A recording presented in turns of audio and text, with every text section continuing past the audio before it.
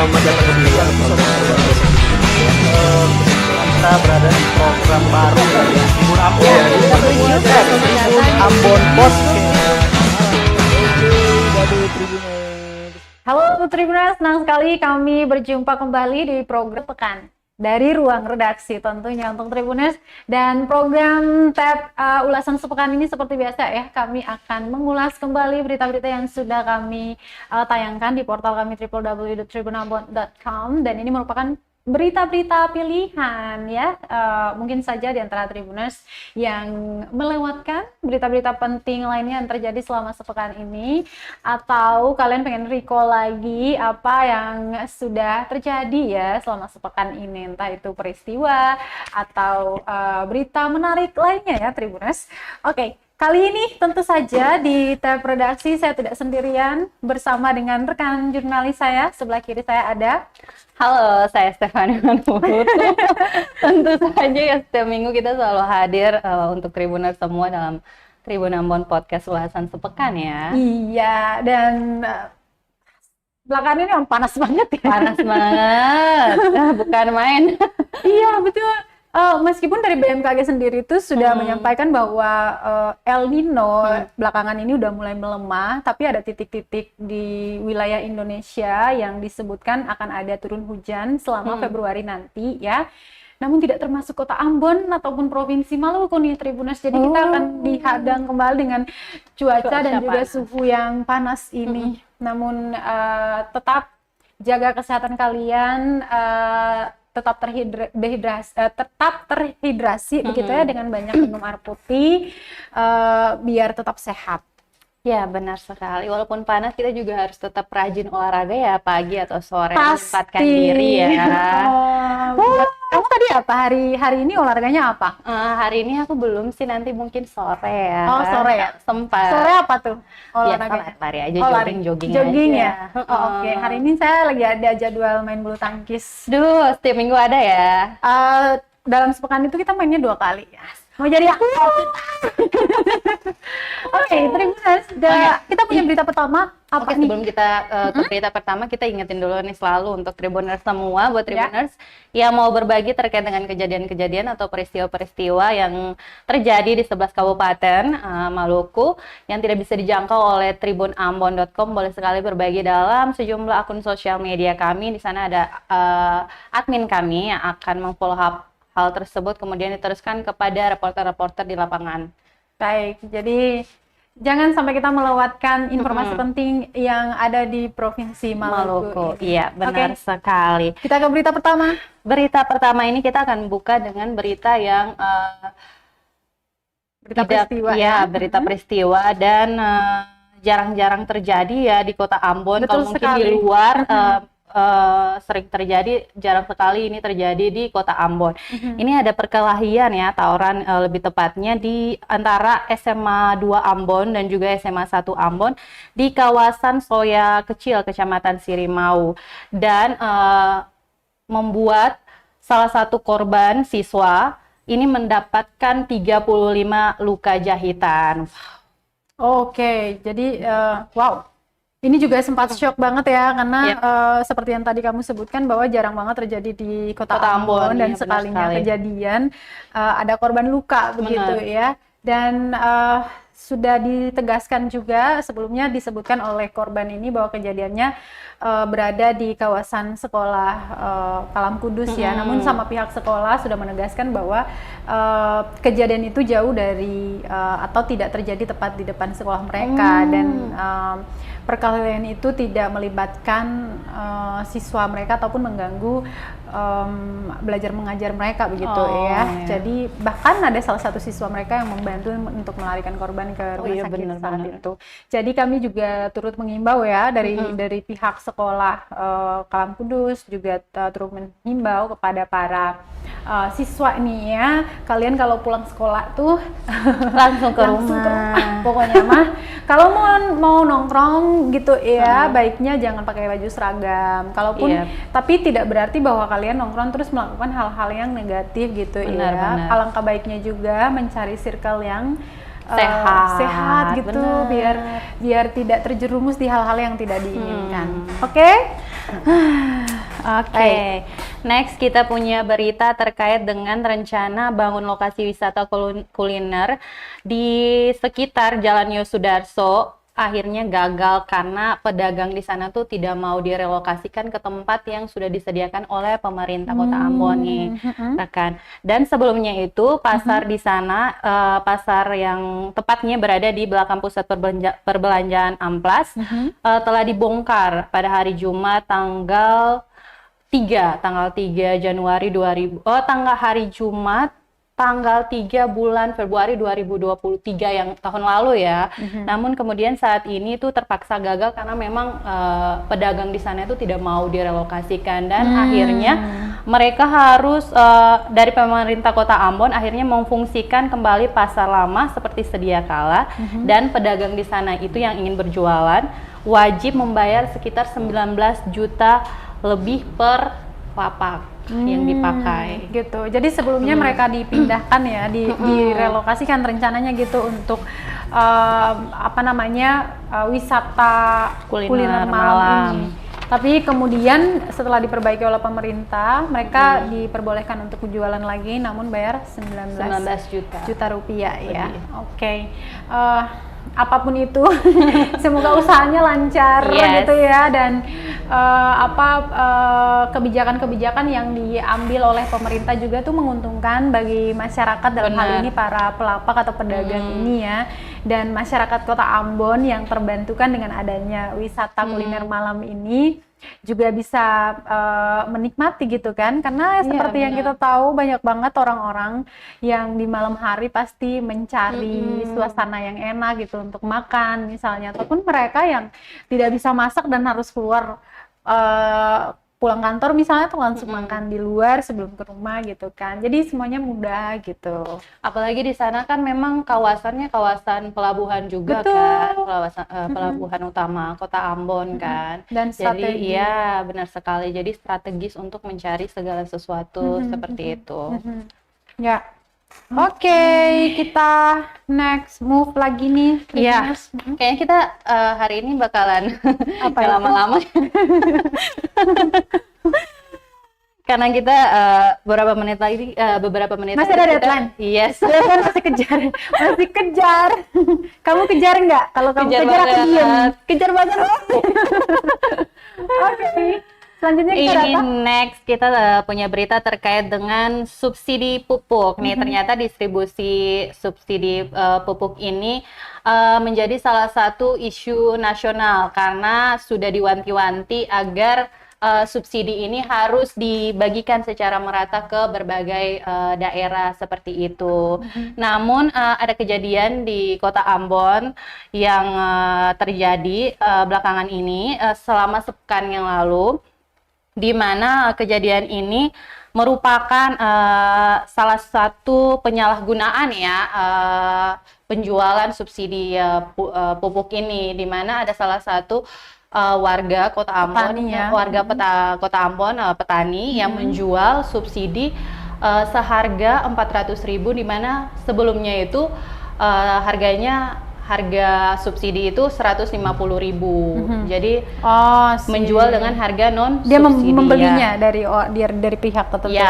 Oke. Jadi sebenarnya seperti yang tadi kamu sampaikan ya, bahwa ini menjadi atensi juga sama presiden, dan bahkan para capres itu dalam kampanye-kampanye mereka disebutkan juga untuk penyaluran atau pendistribusian pupuk bersubsidi itu harus tepat sasaran begitu. Ya. Tapi ini penelusuran kami ini di lapangan dalam pekan ternyata ini ya. Iya, itu diakui kan sama salah satu petani yang ada di kawasan Tawiri gitu ya, kawasan Tawiri Kota Ambon, Tribuners, bahwa dia membeli pupuk seperti yang tadi kamu sebutkan, yang seharusnya itu pupuk subsidi dijual ke petani itu 150, dia membayarnya dengan 400.000 rupiah per karung ya, per karung yang isinya tuh 50 kilogram.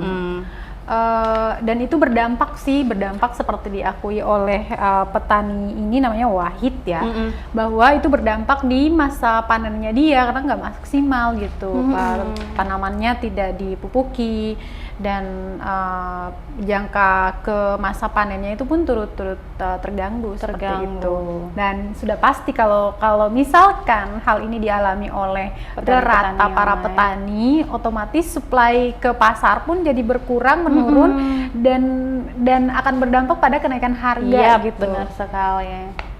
Ini semoga kita akan mengupdate kembali ya, kita akan tengok kembali ke dinas-dinas terkait ya, dalam hal ini dinas pertanian Kota Ambon ataupun dinas DKP gitu, dan pihak yang menjadi penyalur pupuk subsidi ini. Apakah benar seperti temuan yang kita dapati di lapangan, ataukah ada hal lain di balik itu, seperti itu ya. Oke, kita tunggu aja Selanjutnya seperti apa? Oke, karena lagi panas kan di Kota Panas Ambon. sekali. Ini juga tuh yang menyebabkan krisis air di beberapa lokasi di Kota Ambon, termasuk di Air Putri, Kebun Cengkeh sebagian, bahkan di tempat saya pun. Oh, sekarang pun ya? Iya, dari kemarin itu ada 2 sampai 3 hari itu nggak ngalir airnya seperti itu. Dan ini juga sudah diakui oleh pemerintah Kota Ambon bahwa cuaca tuh sangat berpengaruh terhadap debit air yang ada di Pulau Ambon ini gitu. Jadi panas yang terjadi beberapa waktu belakangan ini menjadikan debit air itu semakin berkurang gitu.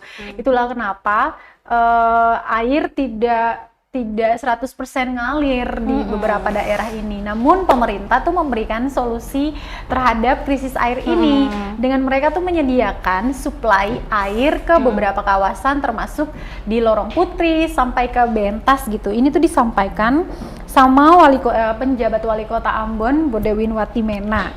Jadi kata dia sih ini sebagai solusi saat ini yang ditawarkan gitu kan ya, untuk masyarakat Kota Ambon yang mengalami krisis air begitu. Namun setelah kita lihat ya, ada beberapa komentar Tribuners di Instagram kami, mereka berharap bahwa solusi ini bisa menjadi jangka panjang selama masa musim panas ini. Kalau di kamu? Jangan cuma sekali 2 kali ya. Iya, tapi bayangkan untuk ukuran berapa ya, isian berapa itu untuk yang setangki mobil itu berapa liter ya? 1000 ya? 1.500 kalau nggak salah ya. Nah, itu aja tuh harganya mahal banget tahu. Kakak bayar berapa per? Kalau dulu ya? Bayarnya per liter atau gimana? Kalau dulu ya, ini dari pengalaman tahun lalu ya, waktu di sekitaran Manusela itu susah air, sulit banget kita tuh dapetin airnya. Nah pas dibeli kan banyak tuh orang di rumah kan, itu kan kos-kosan, jadi ada sekitar berapa kosan gitu. Nah kita yang kerja pagi cuman bisa mandi doang nih, pulang air yang dibeli itu udah habis. Dan kita tuh harus patungan dalam sehari itu 50.000 per kamar, dan airnya itu cuman bisa dipakai untuk mandi gitu loh. Karena setelah kita keluar dan kita pergi beraktivitas di luar kan, pulang tuh udah ada orang yang udah pakai air itu, jadi kayak untuk mandi aja. Jadi jangan heran kalau saya suka mandi di kantor. Memanfaatkan fasilitas kantor. Fasilitas siapa kamu? Oke, kalau di tempat aku kebetulan emang lancar jaya aman, gitu ya. Aman ya, aduh pokoknya mau dimanapun itu air yang utama. Air yang utama. Pokoknya kita nggak bisa hidup tanpa air. Nggak bisa.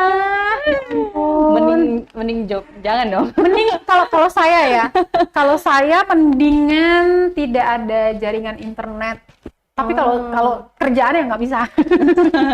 Maksudnya untuk sehari-hari ya, di akhir pekan gitu kan, mendingan nggak ada jaringan internet biar bisa tidur pulas, tapi yang penting mandi, minum apa aman. Oke, next kita akan ke berita politik.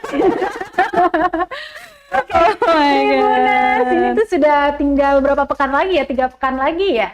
3 pekan? No, 2 pekan lagi kita bakal ada di Pesta Demokrasi 2024 atau pemilihan umum Tribuners, yang mana akan ada pemilihan Presiden dan Wakil Presiden, pemilihan DPD Republik Indonesia, DPR RI, DPRD daerah, provinsi, DPRD kota, dan DPRD kabupaten. Waduh, rame banget nggak tuh Tribuners? Kira-kira bisa pakai 5 jari nggak, kan pas 5 ya?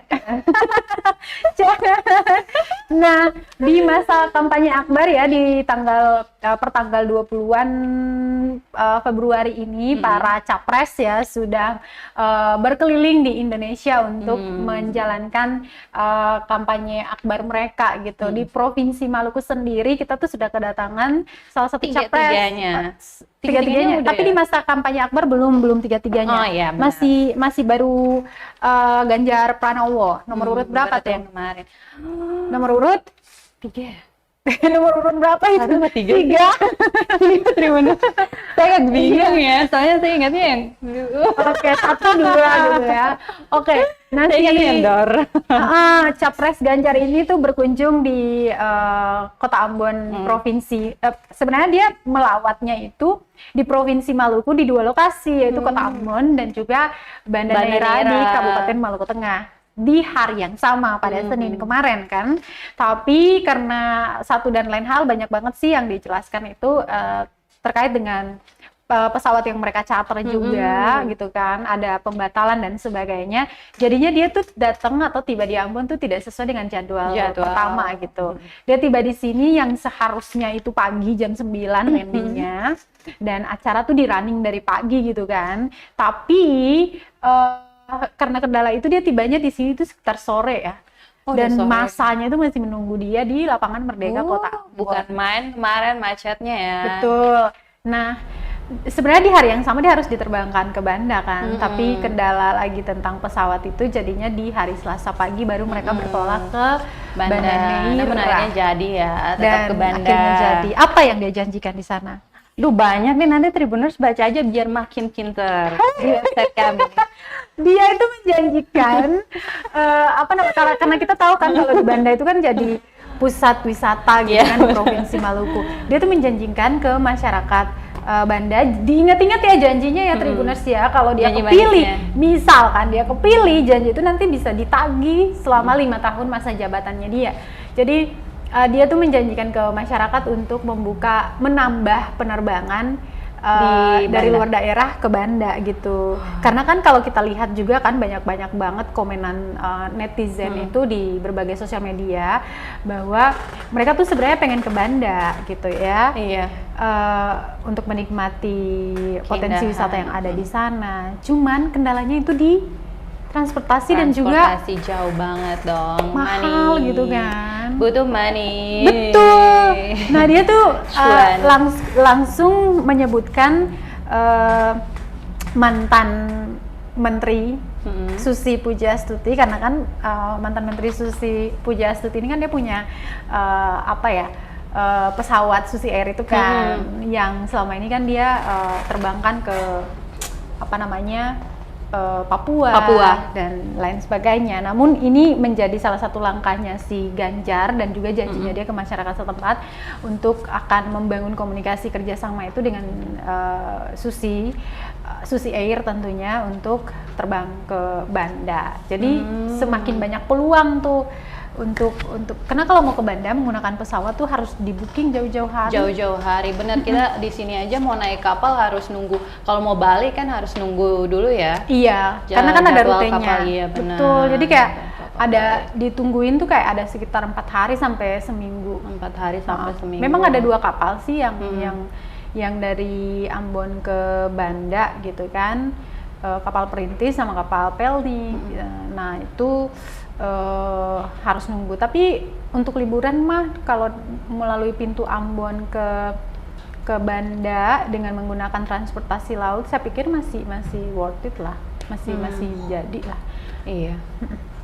Masih masuk kantung lah. Iya betul sekali. Oke.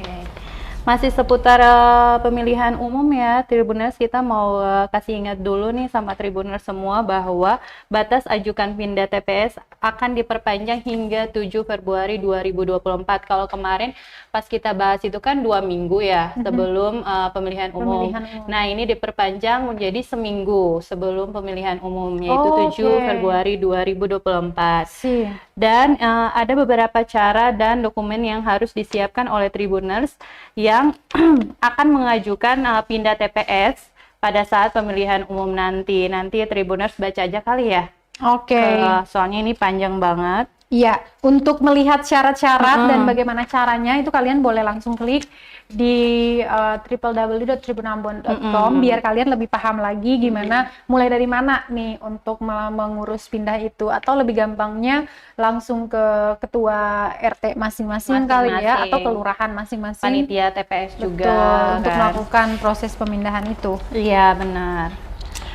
Oke. Kita ke Kota Ambon. Iya, kita akan mengakhiri belum akhir. Iya, maksudnya dengan berita-berita baik. Salah satunya ini ya adalah belum mengakhiri, belum putus. Belum.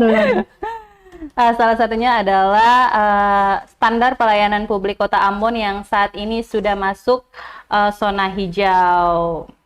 Dinilai dari kategori penilaian predikat kepatuhan standar pelayanan publik. Kepatuhan standar pelayanan publik itu penilaiannya ya. Hal ini diketahui melalui penghargaan predikat hasil kepatuhan pelayanan publik yang diserahkan Sekretaris Jenderal Ombudsman RI Suganda Pandopotan Pasaribu bersama dengan Kepala Ombudsman Perwakilan Maluku Hasan Slamet kepada pejabat Wali Kota Ambon Bodewinwati Menang. Seperti itu rekan Ajeng ya saat ini. Jadi ini posisi kabar baik ya untuk Kota Ambon. Posisi Kota Ambon itu sama dengan Kabupaten Maluku Tengah gitu. Nilai mereka itu sama untuk mendapatkan predikat zona hijau itu. Karena ngomongin tentang pelayanan umum ini kan muaranya adalah di kepuasan ya, kepuasan publik itu sendiri. Ada juga yang pelayanan publiknya sudah diberikan dengan baik, tapi sama orang yang menerima pelayanan itu dia tidak puas, berarti dia bisa saja memberikan nilai buruk gitu kan. Begitupun sebaliknya, sudah tidak mendapatkan pelayanan yang baik, tapi yang menerima pelayanan itu adalah orang yang ya udahlah bodo amat gitu kan. Banyak kan juga gitu kali ya. Iya betul, karena kalau kita mau duduk dan ngurusin panjang itu bisa berabe ini gitu loh. Jadi untuk pelayanan umum kita tidak akan merendahkan siapapun dengan posisinya ya. Kita justru sangat menghargai dan menghormati orang-orang yang bekerja di pelayanan umum. Jika mereka bisa menjalankan tugasnya dengan baik, itu akan menjadi poin plus dan kita pun akan menerimanya dengan senang hati gitu kan. Misalnya saja kayak pelayanan waitress misalnya di cafe atau di restoran, terus mereka bawain minum, selamat menikmati, terus kita yang makasih gitu kan. Jadi jangan segan-segan juga untuk kita bilang makasih untuk setiap pelayanan yang diberikan gitu.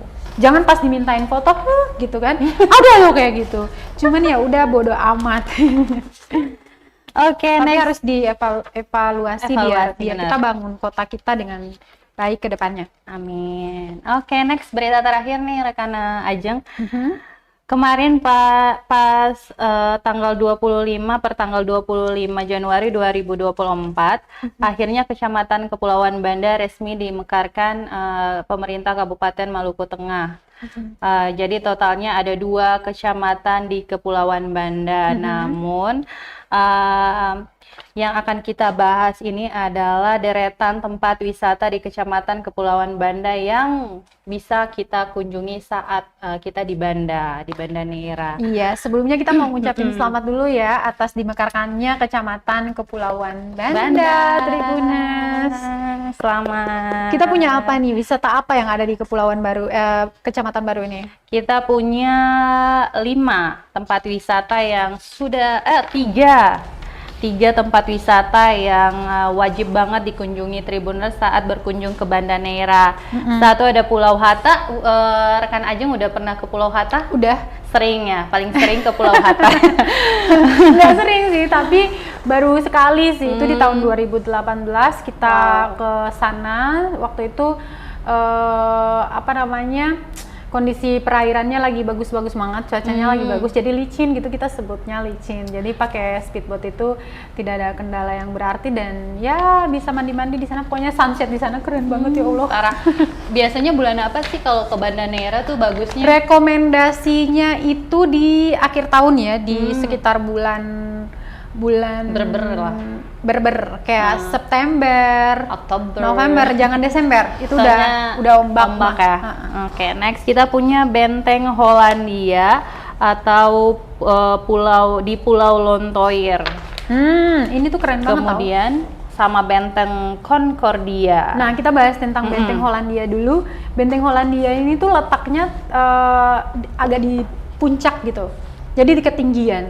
Nah, itu kan dulu waktu masa VOC di sana tuh mereka kan menjadikan si Benteng Hollandia ini sebagai tempat penyimpanan rempah-rempah dan apa segala macam, dan mereka tuh bisa dengan gampangnya